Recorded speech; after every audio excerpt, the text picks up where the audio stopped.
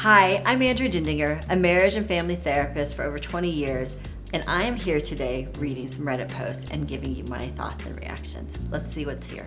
Am I the asshole for telling my brother he can't take my kid to his new girlfriend's house? We have a 4-year-old son. Let's call him Liam. My brother is single with no kids.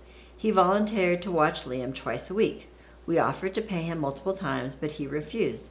Everything seemed to be going great, at least that's what I thought. Yesterday I saw some pictures on Facebook where someone tagged my brother. It looked like they were at a stranger's house with other kids and he was cooking for them. I asked him why my kid was in a stranger's house and he just laughed and said, "Oh, that's not a stranger. It's my girlfriend's place. She has 4 kids, so I thought I'd take Liam for a play date again." Again? I asked. "Wait, you've done this before?" He goes, "Yeah, funny story. That's actually how we met. She brought her kids to the park, I had Liam with me, and we hit it off. What's the problem? It's not like I left him unsupervised." I said, "So you used my kid to pick up a single mom and now you're taking him to her house without even telling me? Playing house? Cooking for the crew," as she captioned the pics. "I'm so mad at you. You didn't even ask me." And he fires back with, "You trusted me enough to leave your kid in my care and now suddenly I'm irresponsible? F off." He hung up. Did I overreact? Do I owe him an apology? Am I the asshole here? I don't know. I mean, we are protective of our children. They are, they are our yummas. I mean, I think it's sort of cute way of meeting somebody. People use their dogs all the time to find somebody to date. But I don't know. I guess what I would say is you should say, "Hey, I probably did overreact, but I'd love to meet your girlfriend and go over to her house so I can feel comfortable with Liam being over there. Otherwise, it doesn't feel okay by me. And if you're gonna take him someplace, can we just check in about it? I trust you, I trust him, but as a mom, you just have anxiety about these things and you want to protect your children at all costs." Am I the asshole for skipping my brother's wedding because his fiance excluded my wife from the guest list? Oh my goodness. My brother James is getting married next month, and what should have been a joyous family event has turned into a nightmare. The issue, his fiancée Emily didn't invite my wife Lisa to the wedding. Emily and Lisa have never been close, but I wouldn't call them enemies either. However, Emily has always seemed a bit cold towards Lisa. The tipping point was last year during a family vacation. Lisa, who's naturally outgoing and bubbly, struck up a conversation with everyone, including strangers at the resort. Emily, who is quieter and more reserved, seemed annoyed by this. After the trip, she told James that Lisa was attention-seeking and accused her of making the vacation all about herself. I didn't think much of it at the time, chalking it up to personality differences. Fast forward now, and Emily has made it clear she doesn't want Lisa at her wedding. When I confronted James about it, he admitted it was Emily's decision and said he didn't want to push back because it's her day. He added that I should respect Emily's wishes and come to the wedding alone for the sake of family harmony. I was stunned. Lisa and I have been married for 5 years. She's part of this family. Excluding her feels like a slap in the face, not just to her, but to me as well. When I told James I wouldn't attend without Lisa, he accused me of being dramatic and trying to punish him for something out of his control. He said I was letting Lisa's hurt feelings ruin his wedding day. Our parents are divided. My dad says I'm right to stand by my wife and that James and Emily are being unreasonable. My mom, on the other hand, thinks I should just keep the peace and attend the wedding because it's not worth destroying your relationship with your brother over one day. Lisa has been deeply hurt by the whole ordeal. She feels disrespected and excluded and told me she would never have done something like this if the roles were reversed. She's trying to be supportive of whatever decision I make, but I can tell she'd be devastated if I went to the wedding without her. It's put a strain on our marriage because she feels like I'm not standing up for her enough. At the same time, James is my only sibling, and I've always thought we were close. I know skipping his wedding will hurt him, and it could permanently damage our relationship. Part of me wonders if I should just swallow my pride and go for his sake, but another part of me feels like this isn't just about one day. It's about standing up for what's right. I don't want to ruin my brother's wedding, but I also don't want to betray my wife or compromise my values. So am I the asshole for refusing to go to my brother's wedding without Lisa? This is so complex. And you not just think about this wedding, but I want you to think about the ripple of this decision, because your wife is going to, or potentially, hold some resentment towards obviously your brother and his fiance, but towards you. And that resentment, while it seems little initially, it becomes this fighting point later on. Well, you wouldn't even stand up for me with your family. You went to that wedding when I wasn't invited. How can I trust you? That's something that could potentially happen down the road. Now with James and this woman he's marrying, I'm worried about that. So part of me says, like, you need to go to James and say, hey, I love you. You are my only brother, and I want to be there for you and do everything I can. I think this woman you're marrying is a little bit off her rocker. It feels like she's the one who needs to suck it up. She's not going to even spend any time with my wife, and it's not a big deal. And say, but if I don't go, I want you to know that it's not because I don't love you. It's not that I don't support what you're doing. It's not that I don't want to be close to you. It's just, I have an issue with Emily and her trying to control this situation in a way that just doesn't land right with me. It's about more conversation and actually thinking 2, 5, 10, 15, 20 years down the line.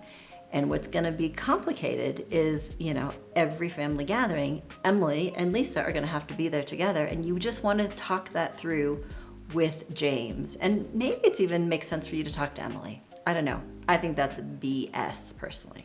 AITA for grounding my daughter and canceling her senior trip after I found out she was cheating on her boyfriend. I don't even need to read the rest. And I think, yes, you are going way too far. I have 2 daughters, Lizzie and Mackenzie. Their dad and I divorced a few years ago after I discovered he was having an affair. I have the kids most of the time, and their dad has them every weekend and during the summers. Lizzie has been dating Jacob for over a year now. Jacob is constantly at our house. He's a sweet, good man, and I believe he'll be valedictorian of their class.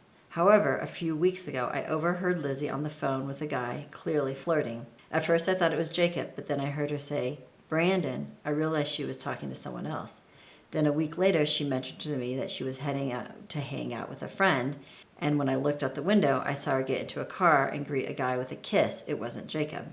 Even after that, Jacob continued to come over, hanging out with Lizzie. He and Lizzie still acted like a couple, holding hands, laughing, spending time together, just like they always had. I felt disgusted knowing my daughter was being a two-timer. That's your stuff, lady. After Jacob left that day, I confronted my daughter. I asked her point blank, are you cheating on your boyfriend with another guy? She said it was none of my business and that her personal life was hers only. I told her she was wrong and that I raised her better than that to treat people this way. She told me she was bored with Jacob and that Brandon was more her type now. I told her that if she wasn't happy, she should break up with Jacob. She said she didn't know if she wanted to be with Brandon or if she was just having fun flirting and teasing. I told her cheating was unacceptable and wrong, and as a consequence, I grounded her. I also told her she wasn't allowed to go on her senior trip with her friends. She obviously didn't take that too well and has been at her dad's place for the last couple of days. My ex-husband called me saying I was being unreasonable for not letting her go on the trip and that Jacob was just a high school thing. He then told me I needed to put my bitterness aside and stop punishing his daughter. I told him I was teaching our daughter right from wrong and that actions have consequences. Absolutely, actions have consequences, and I think consequences are the best way to learn anything, but it's the natural consequences. It's not a natural consequence for you to get inside of her relationship and ground her. The natural consequence is for Jacob to find out that she's cheating on him with Brandon and break up with her, be angry at her, have a fight with her, tell her how much she's hurt him, and she has to deal with her own values, her own morals, her own shame and regret. The other thing to keep in mind is when families experience infidelity in them, the children see that being modeled, and sometimes children end up being unfaithful in their relationships after they've seen their parents do it, as a way to try and make sense of why this parent that they've loved so much could have done something so hurtful and so mean to their other parent that they love so deeply. And so it's so much more complicated than just her being a bad girl or doing something wrong. I really, really think it's the wrong decision to ground her. And I think the best consequences are for your daughter and Jacob to figure this out on their own. Here's an update for that story we just said. Am I the asshole for grounding my daughter and canceling her senior trip after I found out she was cheating on her boyfriend? My daughter has been at her house since my last post. I called her saying I'm reconsidering canceling her senior trip, but she needs to tell me what's going on with this new guy, Brandon. She reiterated that it's not serious and she's just having fun. I told her she needs to decide which guy she actually wants to be with. She said she doesn't want Brandon, but he's fun, and Jacob can be too serious and controlling. She likes how chill Brandon is. She kept saying she doesn't understand why I care so much, that I'm supposed to be on her side, and that I'm acting like Jacob is my child and not her. I told her that wasn't the issue. The issue is that cheating is wrong and she's hurting Jacob, who she claims to love. She says she's not hurting him because he doesn't know about Brandon. I told her she's going to have to tell him, and only then will she be allowed to go on her senior trip. She said she couldn't do that. She still wants Jacob, but he can be annoying sometimes, and she needs a change of pace. I told her it was wrong to use both of these guys. I asked her if Brandon goes to the same school, and she said no, that he isn't in school at all. I tried pressing her on how old Brandon is, but she wouldn't give me a clear answer. She just kept saying he's not that much older, but not in school. After the call, I contacted my ex-husband to express our concerns about this new guy and how secretive our daughter is being about him. He told me I needed to stop being a helicopter parent and to let our daughter make her own mistakes and decisions about her love life. I told him we don't know anything about this guy Brandon, and how can he not be concerned about him?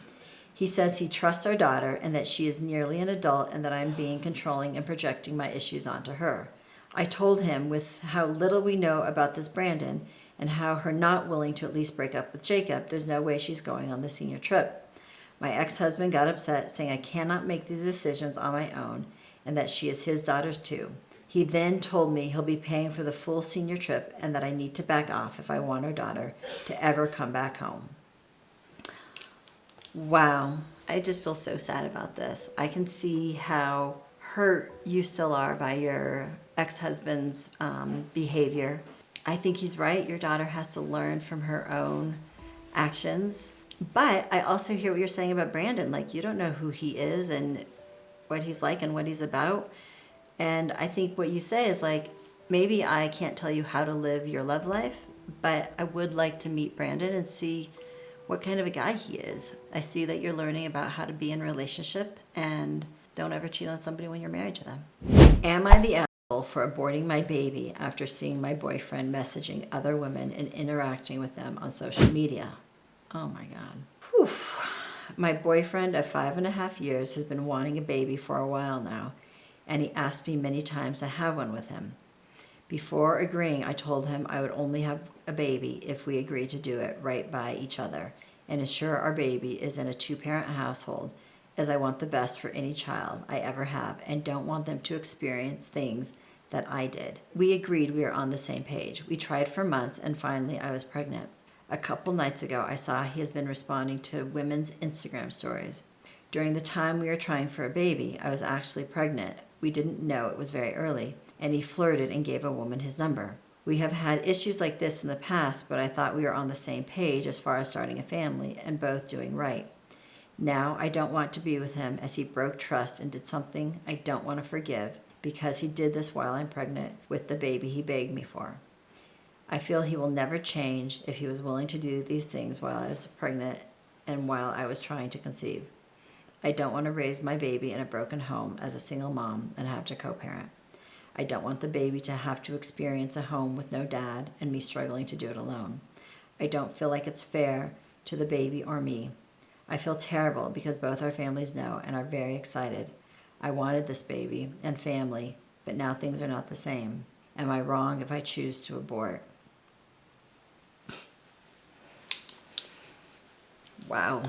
I honestly cannot say whether you are wrong or right. I think what you're saying is this man, the father of this baby, he's not holding his commitments and his obligations, and you do not want to be in that kind of a relationship and don't want to raise a child in that environment. And I totally understand. It's really hard to have an abortion. I believe in your right to do that, and that won't be an easy decision.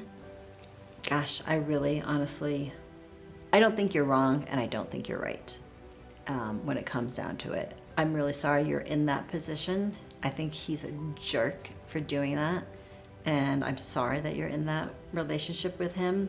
I'm not sure what I would do if I were in your shoes. I guess you have to see how you feel, how connected you feel to this baby. And in some ways, this baby's here on a mission because they came into this world, at least in this genetic form. But I won't be mad at you if you get an abortion, and I won't be mad at you if you keep the kid. Thanks so much for being with me today. If you like this content, please subscribe below. And if you'd like more tips and tricks and information around relationships, I have a free newsletter. The sign up is in the description below. And if you want to even do a deeper dive, I have a relationship course that you can find the link to in the description as well. Thanks so much.